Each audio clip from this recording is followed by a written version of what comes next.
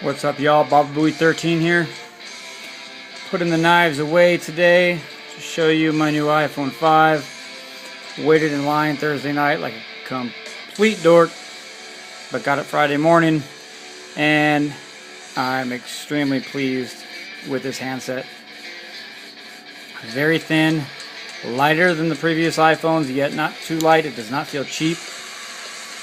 Got the aluminum back panel with glass top and bottom inserts. The anodized aluminum on this looks so sweet. And when I first saw the leaked photos of this, I did not realize that the antennas around it, border, are matte, but then the corners are actually polished. Let's see if we can get this here. It's actually a high polish on the bevel, which looks really cool, really sleek. There you go. So nice little touch they did there. I mean, once again, just, you know, Apple's hardware maybe might lack slightly in the specs department from what you see online, but being that, you know, these are all parts, well, for the most part, parts built around this device and its OS itself, you're going to get a lot faster outcome. And the dual-core and three-core, dual-core CPU and three-core GPU on here are made specifically and designed by Apple completely just for this handset, which means you're going to get full benefits out of all the hardware inside. The camera seems to be faster, low light levels a lot clearer. LTE on AT&T's service for me has been outstanding in Phoenix, though it does fluctuate from time to time, but it's always about faster than what I got going on in my house, which is through Cox.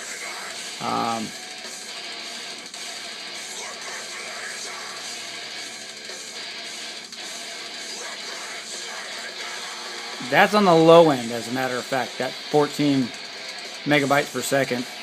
I've gotten as high as 33.64 megabytes per second.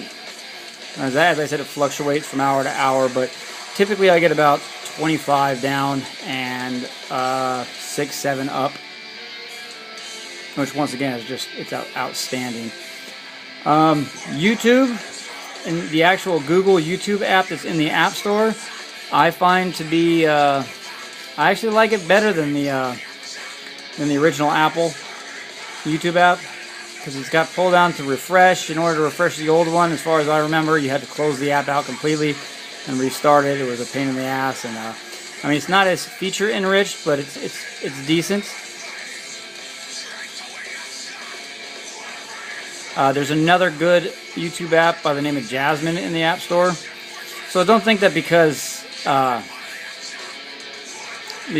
doesn't have their own app on there, you're not going to get a good feature-enriched YouTube app. There's Blood and Flowers. I was watching his video this morning. If you are into knives and you have not yet, sub him. Blood and Flowers. Cool cop. Interesting videos.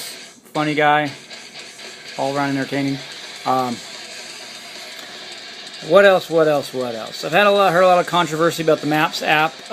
You know, Apple strayed from Google completely on this one. You know, besides the search engine that's built in Safari, but I mean, who's not going to have that? I believe that the maps will get better. So far, I personally have had no problem with the maps. It's found what I've been looking for. The navigation seems to work well, though I don't use it. I use Navigon. All onboard maps. It's not going to use your data, and I suggest this above anything else is Navigon. What else? The size of the screen, I did not think I'd like an elongated vertically screen, the different shape. I didn't like it in previous Androids that I've held and played with, but it doesn't really bother me on this phone. Maybe it's just the way iOS is sculpted and the way the apps work that seems different to me, or maybe it's just that I'm a secret hidden complete fucking fanboy inside. I don't know, but you know, I like it. I'm glad they didn't go bigger. It's not cumbersome. in the hand, it feels pretty much the same as my iPhone 4S did to me. What else?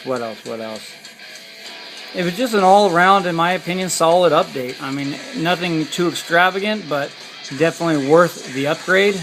I have 2 phone numbers a year apart, so I'm available for upgrade every year, and I always sell my previous device right before the new one's announced, so I get top dollar, and I don't pay a damn thing for the new one, so it's always worth it for me to update. And Apple's devices hold their value, unlike Android's will go down dramatically in less than a year's time. The camera, once again, is just excellent. They changed slight things on the camera app, just some images a little bit, like the picture button. But you're going to see that it's fast as all hell. And of course we also have now, which some of us more savvy guys enabled in previous OSs, is panorama, which allows you to pan over.